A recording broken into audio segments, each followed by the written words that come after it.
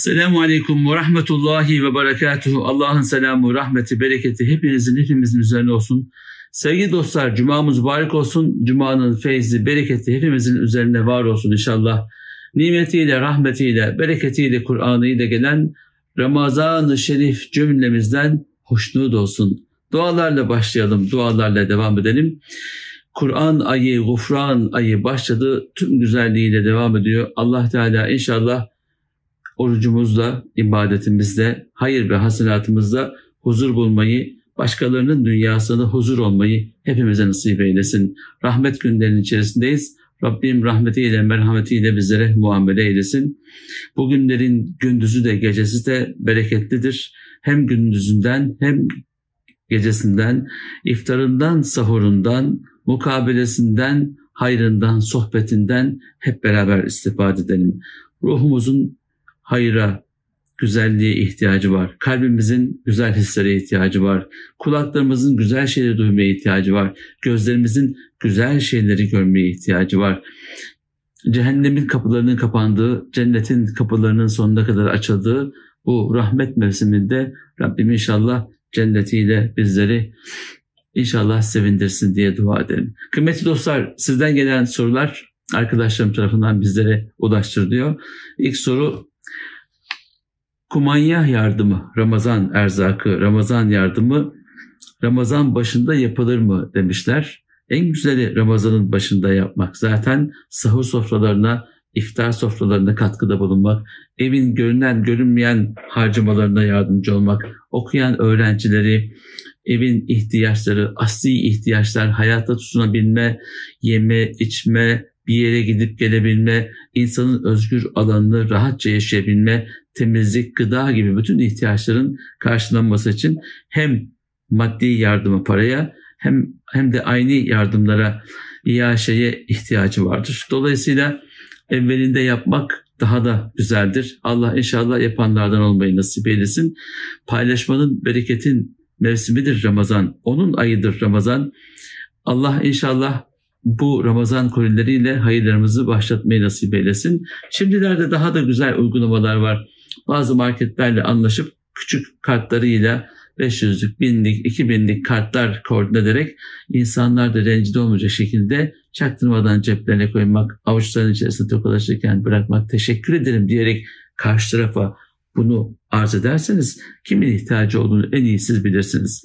Zekata tabi mi değil mi? Hayrınız mı, hayır hasenatınız mı? Buna siz karar vereceksiniz. Ben bilemem diyorsanız bilenlerle arkadaşlık yapın. Okullar, kurslar, öğrenciler, talebeler, bütün adreslerde fakir, fukara, muhtarlarla çalışın. Gerekirse mahallenin önderlerine sorun. Kimdir fakir, fukara? Adreslerini bize verir misiniz? Yazın, böyle çalışın. Nasıl maddi yatırım için, ticaret için notlar alıyorsunuz? Hayır ve hasenatınız için de böyle notlar alın ve insanlara el uzatın. Yerden kaldıran siz olun. Alışveriş kartlarını vermekte daha büyük fayda var. Evin ne ihtiyacı olduğunu biz bilemeyiz. Onlar dilediğini alsınlar. Herkes erzak yaparsa aynı eve birkaç erzak gittiğini düşünün. Evet, bir ay yeter ama eğer temizlik malzemesi yoksa, ki genelde koymuyoruz erzak kutusunun içerisine, onu kim karşılayacak? Bilemezsiniz. Kıymetli dostlar, bir kısımda nakit yardım yapmanızı tavsiye ederim. Evin elektriği, suyu, doğalgazı mutlaka vardır ve bakkal borçları vardır, birikmiştir. Ramazan'da borçlu olmak da o aileye yüktür. Siz bakkal aracılığıyla o ihtiyaç sahibi ailelerine sizin borcunuzu ödemek isteyen hayırseverler var, müsaade eder misiniz diye sorsunlar. Onlar da Allah razı olsun, çok seviniriz derlerse bu borçları da kapatın. Allah rızası için geçen seneden bu seneye zenginken fakir olmuş, işleri bozulmuş, vergilerini ödeyememiş, batmak üzere olan insanlar vardır. Geçen seneye kadar bu insanlar bol bol zekat veriyor da olabilir. İşler bir anda bozulmuş olabilir. Birçok sektör sıkıntıya girdi. Onları da lütfen siz biliyorsunuz. Ey hayırsever, zengin, güzel insanlar. Lütfen o arkadaşlarınızın elinden tutun. Borç veriyoruz sana demeyin. Zekat veriyoruz sana hiç demeyin. Allah rızası için kaldırın. Kim bir kardeşine böyle yardımcı olursa Allah'a borç vermiş gibidir. Allah'a yardımcı olmuş gibidir. Ve Allah Teala onu kat kat artırarak sizi ziyadesiyle verir diyor Kur'an-ı Kerim ayeti. Allah bu müjdelere muhatap olmayı nasip eylesin. İkinci sorumuz da zekat ve bağış vekalet yoluyla, havale yoluyla yapılabilir mi? Elbette yapılabilir. Yurt dışında yaşıyorsunuzdur. Orada Müslüman sayısı azdır. Fakir insan yoktur etrafınızda. İstanbul'da, Türkiye'de, Malatya'da, Antalya'da bir yerde kardeşiniz, akrabanız vardır. Var mı orada ihtiyaç sahipleri dersiniz. İster adreslerini alır, bizzat kendi bankalarına havale edersiniz. İsterseniz arkadaşınıza gönderirsiniz. Allah rızası için seni vekil tayin ettim. Bu parayı ihtiyaç sahiplerine dağıt dersiniz. Sizden çıktıktan sonra yerine ulaşamasa dahi sorumluluk sizden çıkmıştır. Ama verir mi acaba, verdim mi acaba diyerek vesvese yapıp, kuruntu yapıp karşıdaki insanı rahatsız ederce değil, sevindiler mi garipler, Allah senden de razı olsun diyerek sorarsanız karşı tarafa ulaşıp ulaşmadığın bilgisini de almış olursunuz. Sevgili dostlar, öncelikle zekat, tabii kelime anlamını şimdi ilk defa duyanlar vardır. Zenginlik ölçüsü kabul edilen miktara mala sahip olan kişinin malının 40'ta birini, %2,5'unu Allah rızası için muayyen kişilere belirli zamanda vermesidir. Türkiye'de genelde Ramazan ayında vermek, sadakayı vermek Ramazan'ında daha mübarektir. Önceki cumada söylemiştir, Peygamberimiz işaret duymuş. Daha sevap olsun, herkes ona göre hazırlıklı olsun, olur düşüncesiyle Ramazan ayında veririz. Ama Ramazan öncesinde verdiklerinizden zekatı saydıklarınız varsa onları da hesaplayabilirsiniz. Bu sene zekatı bitirdik elhamdülillah deyip önümüzdeki senenin zekatından da verebilirsiniz. Zira Allah çokça verenin nimetini artırır. Kıymetli dostlar, tabii ki bu zekata tabi olan malın nami olması, yani böyle üreyici, artıcı olması gerekiyor ki bu zekata tabi bir mal olmuş olsun. Peki neyimiz zekata girer? Örneğin o gün deveydi, 5 devesi olan zekatını verecek.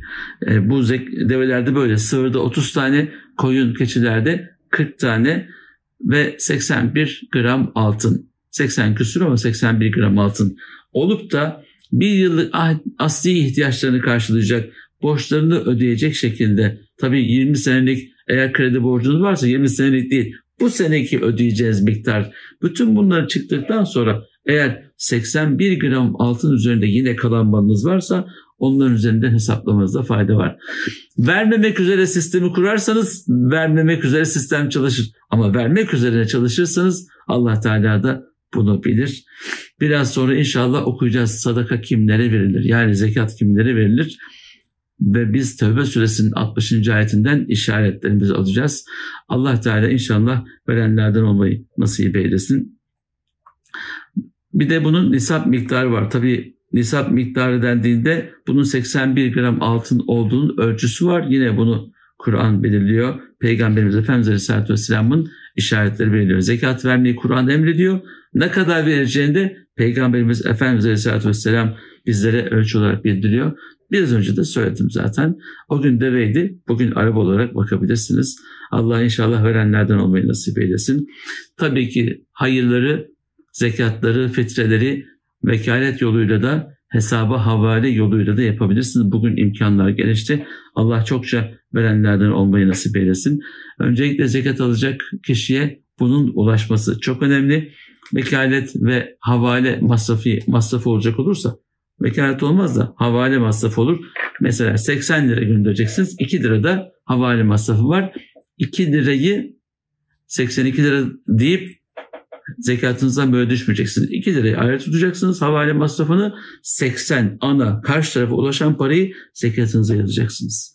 Öncelikle zekatınızı hesaplamayı bileceksiniz. Bilmiyorsanız bilenle istişare edip bunun muhasebesini alıp beraberce hesaplayıp ondan sonra ne kadar dağıtacağınızı planlamasını yapmalısınız. Allah verenlerden olmayı nasip eylesin. Bir de bir sorumuz gelmiş. Ramazan ayından önce mukabele, yani hatm-i şerife başlanabilir mi? Elbette başlanabilir. Allah'ın bütün günleri hayırlıdır, bereketidir, mübarektir. Kur'an ayını Kur'an'la karşılayanlara ne mutlu. Hafızlara zaten okumak çok kolay. Yani 20 sayfayı 20 dakikada da okuyabilirler. Birazcık hızlı okudukları zaman, ama normal okuyan, yüzünü okuyanlar 20 dakikada okuyamazlar. En az 3 dakika sürer. Rahat rahat okuyunca 4-5 dakika sürer bir sayfa. Dolayısıyla Ramazan'da mukabeleleri dinleyerek, Kur'an-ı Kerim hatimlerini dinleyerek okuyuşunuzu ilerletebilirsiniz. Kur'an'ın sesiyle kalbinizi rahatlatabilir, ruhunuzu dinginleştirebilir, zihninizi berraklaştırabilirsiniz. Nereden biliyorsunuz derseniz, yıllardır biz böyle rahatlıyoruz. Kur'an'ın sesi her şeye güzel geliyor. Üzerinizdeki ağırlıkların kalkmasına bahanedir. Kur'an-ı Kerim okumak öncelikle çok faziletlidir. Özel bir ibadet alanıdır. İşte Kur'an-ı Kerim güzel sesle okumak yeterli değildir diyenlere hiçbir şey söylemeyin. Siz okuyun. Metnini de okuyun, manasını da okuyun. Bu sene Allah nasip ederse Ramazan 29 gün, 29 günde 30 cüz okunacağı için Ramazan'dan bir gün önce, 2 gün önce, 3 gün önce başlamanız her gün bir cüzü yakalamak adına daha da kolay olabilecektir. Dolayısıyla bazıları Kadir Gecesi'nde bitirmek ve duasını yapmak istiyorlar. Çünkü bayram öncesi bayram seyahatine, uzaklara gidip büyüklerini sevindirmek üzere yola çıkanlar hatim duasına kalamayacakları için üzülüyorlar. Bir de Kadir Gecesi Kur'an'ın doğduğu, Kur'an'ın indirilmeye başlandığı gece olduğu için o geceye duayı getirmek isteyenler var. Dolayısıyla 3 gün öncesinden başlayıp da Kadir Gecesi'nde duasını 4 gün öncesi başlayıp da duayı o güne getirmek isteyenler de olacaktır. Allah Teala duaları kabul eylesin. Biz de küçükken mukabeleyi böyle okurduk ama Sultan camilerinde Ramazan'ın 1. günü ve Ramazan'ın ilk cüz mukabelesi olurdu. Küçük camilerde Kadir Gecesi'ne göre ayarlarlar genelde ama Sultan camilerinde 30 gün, 30 Ramazan, 30 cüz okunur. Bu sene 29 gün olduğuna göre, ay takvimine göre biz de 29 güne 30 cüz sığdıracağız. Allah Teala hafız kardeşlerimizin sesine zeval vermesin. Biz de her gün huzurlarınızda mukabelemizi okuyoruz. Mukabelemizi takip etmenizi, metniyle, manasıyla Kur'an-ı Kerim'in tilavetine, maneviyatına, o uhrevi haline kendinizi bırakmanızı ve tüm güzelliğiyle, ok takibiyle takip etmenizi ve onu manevi atmosferden istifade etmenizi diliyoruz. Biter bitmez elinizi kaldırın, Ya Rabbi dualarımızı kabul et. Bugünkü mukabelemizi de kabul et. Oruçlarımızı da kabul et Ya Rabbi. İhtiyaçlarımızı sen biliyorsun. Bize lütfet Ya Rabbi diyerek, amin diyerek duanızı yapabilirsiniz. Bu ay Kur'an ayı, Allah Teala Ramazan-ı Şerif'i Kur'an'la tanıtıyor. Şehr-i Ramazanellezî unzile fîhil Kur'an. Kur'an'ın indirildiği, yol gösteren Kur'an'ın indirildiği aydır bu ay. Bize de yol bulmayı nasip eylesin. Bazen soru gelir, Kur'an-ı Kerim böyle metniyle takip etmek, yani biz okumuyoruz, hoca okuyor, bizimki hatip oluyor mu diyorlar. Siz de hoca ile beraber okuyabilirsiniz. Örneğin ya eyyühellezîn okurken siz de arkada bir saniye öncesi ya da salise öncesi, salise sonrasında ardından takip edip okuyabilirsiniz. 2 hatim olmuş olur. Ya da hoca okursa öylelikle hem hatim dinleme hem de hatim okuma sevabı almış olursunuz.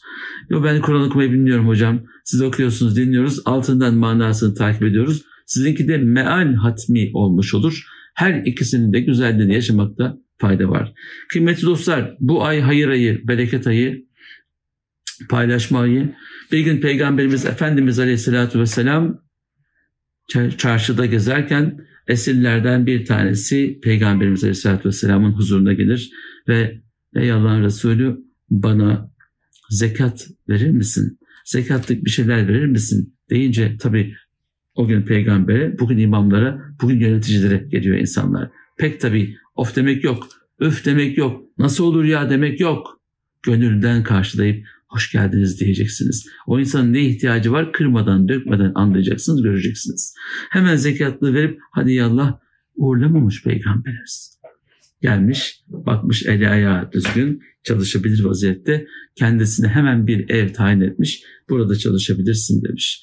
Evin içindeki ihtiyaçları, temizliği, evin ihtiyaçlarını giderecek şekilde iş yapmaya başlayınca para kazanmaya başlıyor ve artık zekat almaktan kurtarmış oluyor kendini.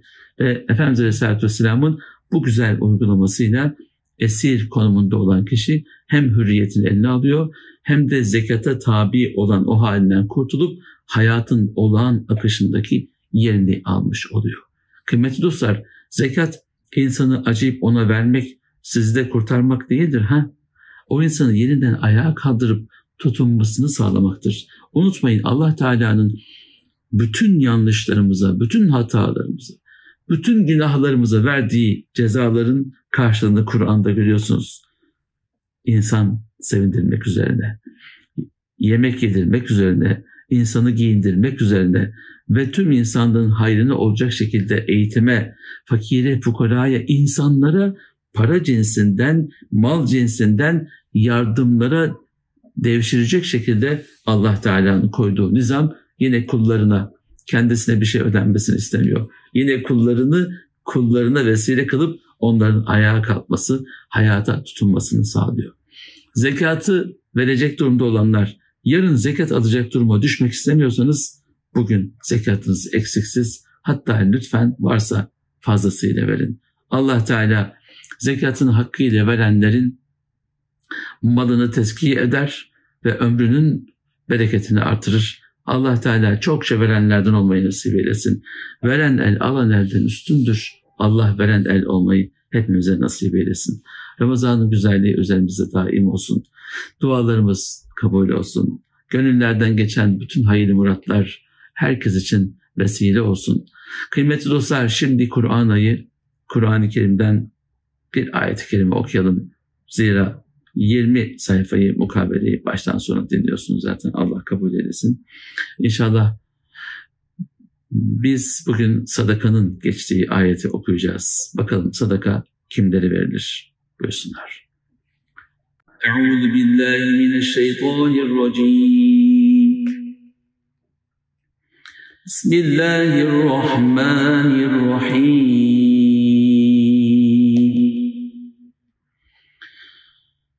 إنما الصدقات للفقراء والمساكين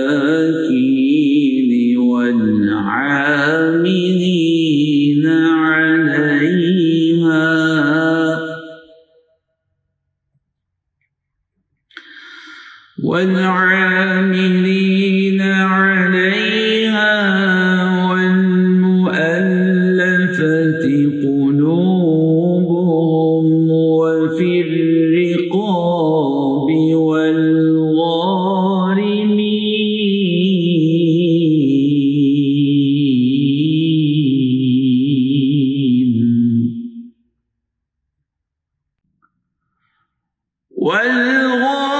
والغارمين وفي سبيل الله وابن السبيل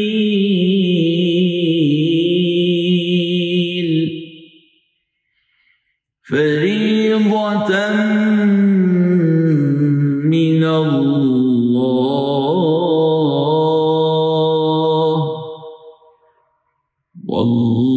والله عليم حكيم